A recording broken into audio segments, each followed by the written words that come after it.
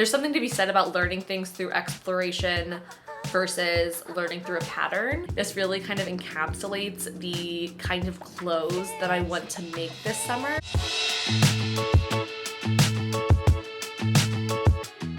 Hello! Welcome back to my channel, Knits by Mandy. My name is Amanda, and today we have the 15th episode of the Knits by Mandy podcast. I'm very excited because I have 3 finished objects, 2 whips, and a local yarn store visit to share with you all in this episode. Before we get into all of that, let's hear from today's sponsor, Book of the Month. If you've been watching my podcast, you know that I like to give media recommendations at the end of my episodes where I talk about what I've been reading or what I've been watching, and that's why I'm really excited to be partnering with Book of the Month for this video. If you haven't heard of it before, Book of the Month is a super popular and fast-growing online service that helps readers find books that they love.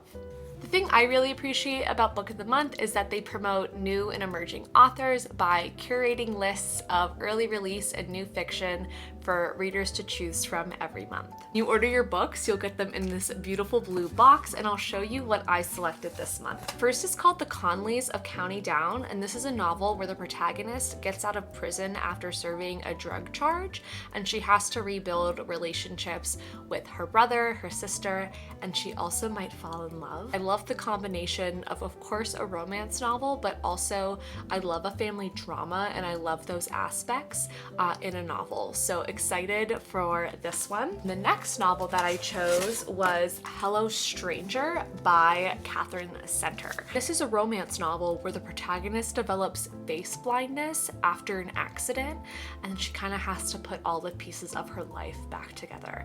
And this just sounds like a super interesting premise for a romance novel. If you're interested in getting some early release or new hardcover fiction this summer, I'd recommend trying out Book of the Month. And you can get your first book for $9.99 using the code FIREWORK, and you can access Book of the Month through the link in my description.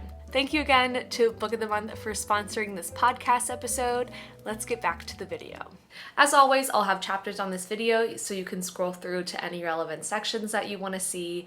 I do want to start with a little plug for a video that I recently took part of on Jenny of Future Fibers channel. She started a new interview segment on her channel called I Like Your Sweater, and she so kindly reached out to me to be the first person to feature on it. It was so much fun just getting to speak with another podcaster and have kind of more than a one-on-one conversation, or just like a one-way conversation, and actually have a two-way conversation with someone. So if you haven't seen it yet, I'd really go recommend that you check it out. And if you haven't even seen Jenny or heard of Jenny's channel before, definitely go check out her channel. She does a lot of cool knitting and crocheting content. Let's get into the video. We'll start off with what I am wearing. I am wearing the My Little Secret top by Jessie Mae Designs. I knit the size small in Knitting for Olive cotton merino held double on the suggested needle size, which I believe is 3.5 millimeters. This is a 3x3 rib tank top, bottom up construction with I-cord straps. And this is the second My Little Secret that I have knit. I'm looking over here because if you look back, I have called this top so many different things, it's almost embarrassing. It's something that I just can't in my head get the name right. The My Little Secret crop by Jessie Mae Designs. Like I said, this is the second time that I've made this, so I won't go into like excruciating detail, and it also is a pretty simple pattern, but I do want to talk about what I did differently than last time.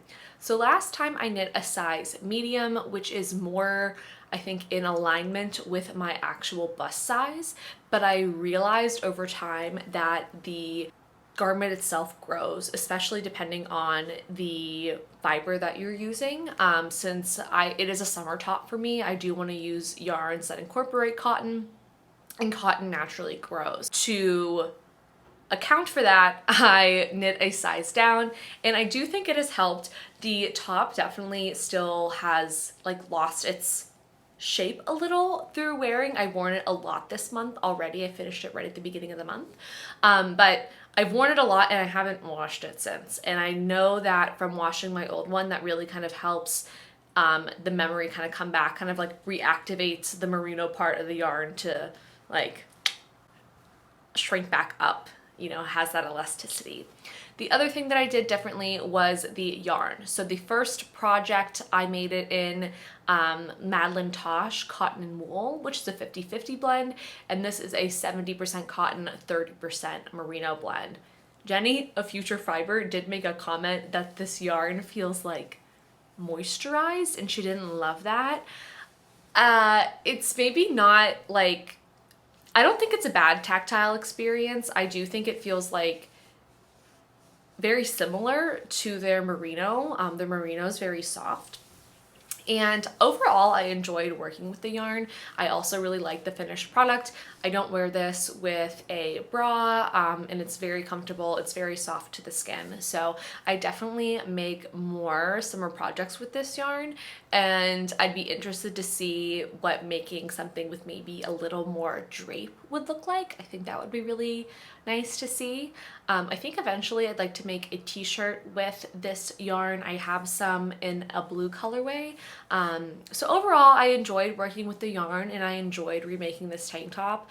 I knew I just wanted something very, very basic for my wardrobe. I already wear a lot of black tank tops in the summer, and I thought, why not just make one for myself to have? A lot of my summer tops have really fun color, which is great, but I also like to have things to wear under button-ups, either on work calls or just like it's easy and breezy. And this looks really cute with, I mean, either jean shorts, the Old Navy linen pants, which I absolutely adore, and it's just a great basic piece. So if you're looking for something really low lift, it's a DK project, really forgiving size-wise because it has so much stress.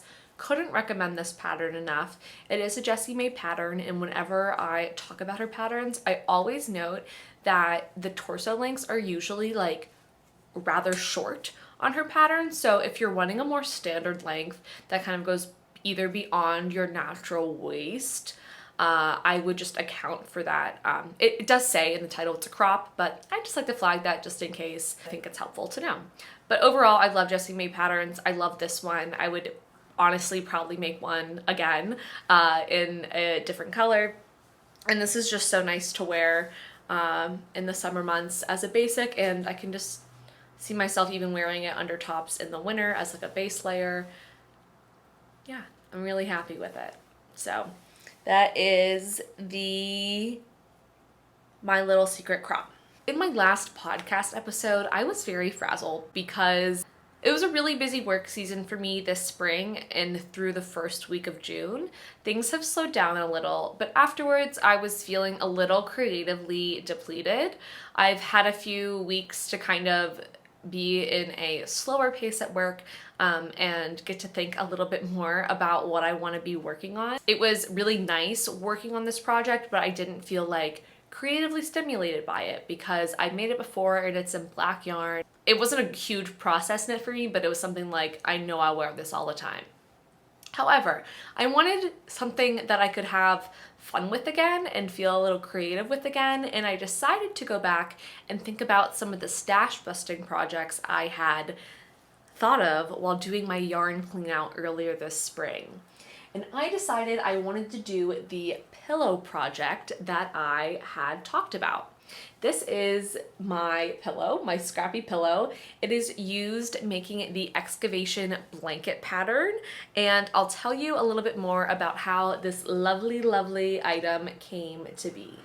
I decided I wanted to make a pillow because I had a huge bag of just scrap yarn that I really couldn't use unless I made it maybe into a magic knot ball, which really just wasn't on the table for me.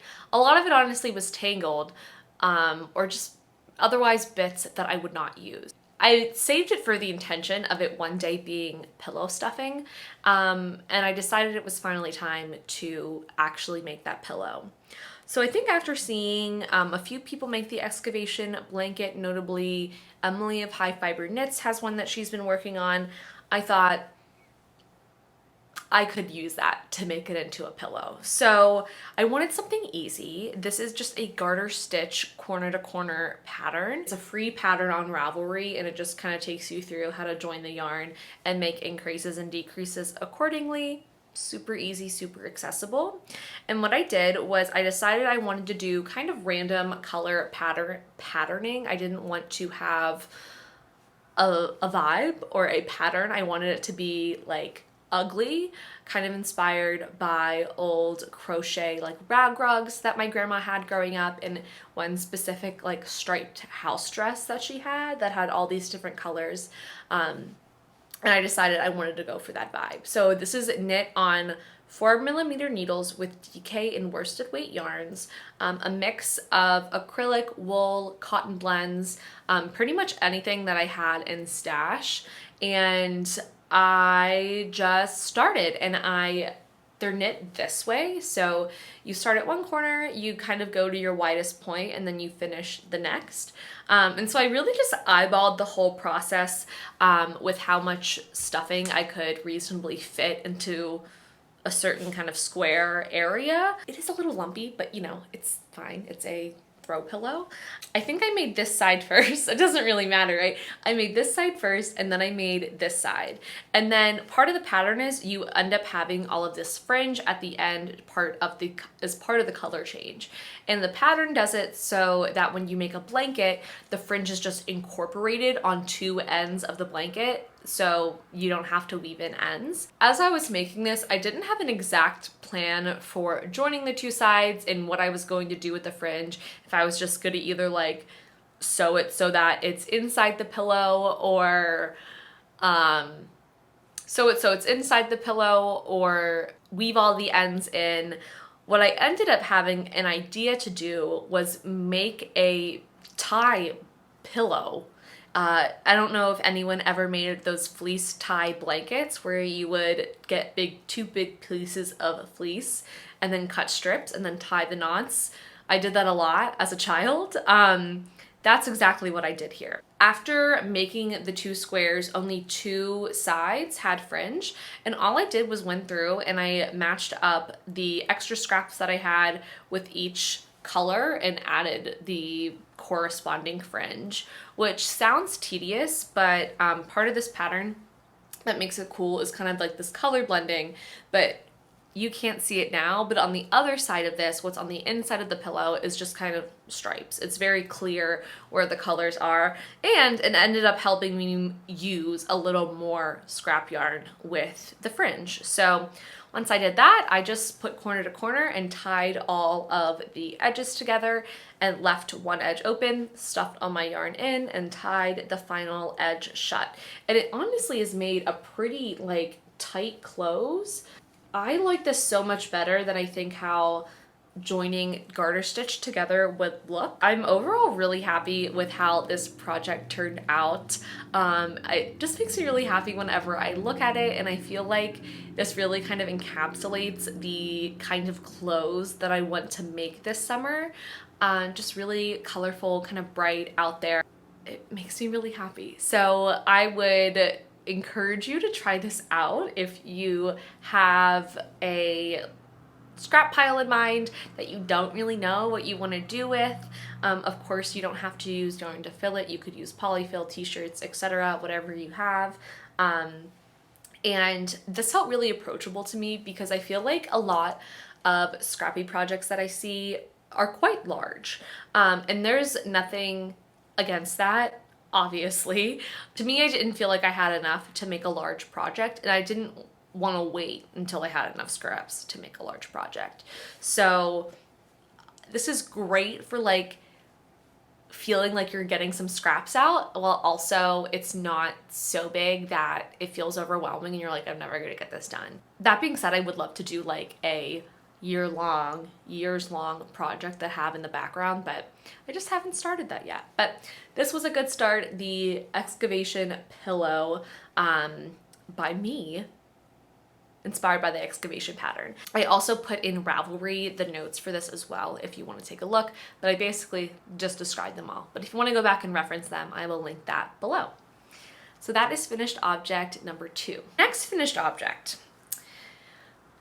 Something I feel not great about. I had this idea to make wall tapestries inspired by matisse paper cutouts. Let me just show you what I have and I'll explain how I got here. So this is what I have so far. but it's basically just these blue flowers on a white background with a squiggly frame. And this is taken out of part of a matisse paper cutting work. And what I did was I just screenshot, like it's basically in the middle of one of the paintings or one of the pieces, and I put it into Stitch Fiddle, which is a website that creates color work charts. I originally thought I was going to crochet this, and I even started crocheting this, and I remembered that like I only crochet once a year and I'm not that good at it, and I felt like I was maybe biting off a bit more than I could chew learning how to do color work on crochet. Eventually would love to make a color work wearable this year, like more specifically a sweater. And I haven't done stranded work before. I've done intarsia once, and I figured it might actually just be better to get knitting practice doing color work on this project. I knit this project back and forth. So this is the right side, and obviously this is the wrong side. I know stockinette curls, like I know that, and I was just like, I'll add a border, it'll be fine. And I don't know if it is. I went through the back, it's a combination of intarsia and stranded work. So let me show you my first flower, which is at the bottom here. And obviously you can see my tension is wonky, it's not great. However, by the last flower, like, we're doing pretty good. Like, I think I kind of figured it out. From my understanding, if you ever really do like knit tapestry, it's usually done with double knitting, so that this would be one side and then there would be a reverse to this that is blue. It's like blue and white inverse, right? Couldn't tell you why I didn't do that. I could tell you. As I was feeling creatively depleted, I was home in Pittsburgh and I just wanted something to cast on. Like, I just wanted something to do. And honestly, this was something that could have benefited from a little extra forethought and planning, but I didn't really feel like doing it at the time. So I didn't really go through and think about properly the amount of like balls I would need for each section. I had 2 sections of blue and 1 section of white. I ended up using 2 sections of blue on the end, 2 sections of white, and then 1 section of blue in the middle, which I think helped a lot, because if you look, here was where I was carrying those blue stitches and it didn't really help. It kind of made this look puckered. It looks fine now. I did give this a steam block today. And I do need obviously to like add this to a dowel or something. So I think overall from afar on my wall, it will be okay, but it definitely has like some imperfections. It's not perfect. I basically fucked around and I found out. And I think that is totally okay to do in crafting. There's something to be said about learning things through exploration versus learning through a pattern. I have a other one to make. I wanted to make basically like a diptyque of these, and I'm almost a little nervous to see how that goes. I probably won't pick that up for a little bit because, you know, it did require just some attention, but I think going into the second one, I'll have a much better plan. So I'm not feeling like awful about this, but I'm feeling like it could have gone better. But now looking on it, I'm looking kind of at the viewfinder, how it's showing up. It doesn't look horrible. So this was me kind of getting out of my comfort zone, trying something new, and kind of just a trial by fire. And I don't hate it. So that's great. And I think also with something that's not like a wearable, there was less pressure for me to feel like if I make this and it doesn't fit right, like I'm not gonna wear it. But this just didn't have to look ugly. Like, it didn't have to look insane for me to want to hang it on my wall. So that's my standard for my home decor. Yours might be higher, but I'm the one that has to look at it every day. And I'm feeling okay with it so far. If you're interested, I can link the Stitch Fiddle. I think I can share that. If you're interested in the color chart, let me know. I'm sure there's a way that I can get it to you. If not, just send you the image that I used and put into Stitch Fiddle. So that is the Matisse inspired tapestry. Guys, I did it. I recast on the dress. In my last episode, I had showed you that the dress, the melides dress that I was knitting was not fitting correctly. I had some issues with the provisional cast on. I knew that I had to go back and try a different provisional cast on method. I had used the crochet chain method and it had made my gauge way too big. It added maybe like 4 stitches to my stitch gauge, which is nuts. So I went back, and not only, like, I do have 1 extra stitch in my gauge. So I went back and kind of adjusted the sizes that I chose accordingly, based on stitch size. And I also found a new cast on method that uses a barber cord. You can also use a spare set of circular needles as well for this method, and I will link it below. It's by, I think, Laura Needson.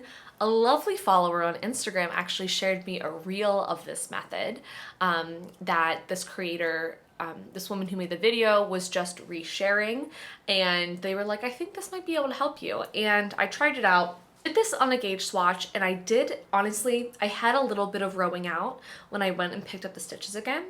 But the one saving grace is that the waist is done in linen stitch, and I'm also gonna let it be a future me problem because I just need to get this freaking thing started, okay? So I think I'll just be very mindful when picking stitches back up. I am just happy that this is back on the needles because it truly took me almost all month to frog it. I think I frogged it like this weekend. So that felt really good. Yeah, that's all really the update I have. I literally just have like the waist on, but I did pull this around me and it does fit just barely, which is what you want. You want it to fit snugly according to the pattern because the silk will grow when blocking. That is what I have so far. That is what I've done differently. Yeah, it took me a while to restart this and to frog it, I'm not gonna lie, but I did it and we're getting back there. Okay, so that is the melides dress, and then this is, of course, Knitting for Olive pure silk in the color olive, held single. And the next thing that I have is another green project, which is also in its nascent stages, and this is the Corin Top by Barocco Fiber Designs, and this is knit in Terrapin FIREWORK cotton in the colorway Fennel. Again, this is not much to show you, but like, look, I have 2 whips. So I definitely wanted to have other things on the needles while I was making this dress. I fully let go of the idea that the dress will be done by the end of summer. This will be my longer project to work on. I still want to get some summer things done in the meantime. So I will have things kind of back and forth. I think that will kind of be my home project. This will be for, all the DK tank tops will be for sitting by the pool, relaxing, etc. This is a really fun green yarn by Terrapin FIREWORK so far. I will say it's not like the softest cotton that I've worked with, but I did not splurge for the Pima cotton base that they have. So I would say it's just a regular cotton, but if you're cotton sensitive, like, I would go for the Pima, because in my experience, it's just much softer than kind of your regular treated cotton. The Corin Top is a basic tank top. It has wide straps and kind of a squarer neck with a crochet picot design and a split hem, and it's knit from the bottom up. That's all I can really tell you so far about the pattern because this is where I'm at so far, but like, so far so good. And it is a paid pattern, and it has a pretty wide size range as well, if I recall. So I talked more in depth about what my future plans are in my spring or my summer planning video. So I won't go like too into depth, but I do want to show you some of the things that I got at Moon and Yarn Craft Room in Pittsburgh, Pennsylvania. It was a beautiful shop. I will put in some footage for you to see. In meeting the owner, she was so kind, and if you're in the area, I would definitely recommend. The owner is a weaver, I believe, by practice, and there's also going to be a lot of like community events from what I understand, and also classes there. So it seems like a really great place for the yarny crafty community in Pittsburgh. So I will definitely try to be back there whenever I go home. Let me show you what I got. So the first one is the Concept by Katia Summer Tweed in Degrade, and it is this really beautiful variegated color changing yarn. So kind of going from a peachy pink purpley blue out into a green and yellow. And then I also got this creative Make It Tweed like thread that you can hold together with other yarns. If you want to see the swatches of these, they are in my inspiration video. And I am thinking of making the vacation vest held with a white cotton and the sole top with these respectively. So I'm very excited. I feel like color, you know?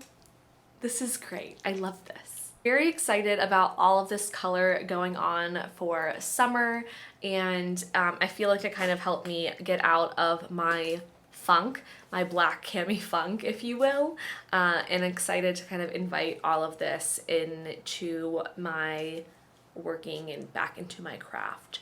What have I been watching? I'm in a post-Scandival world. So all the Vanderpump Rules drama wrapped up this month.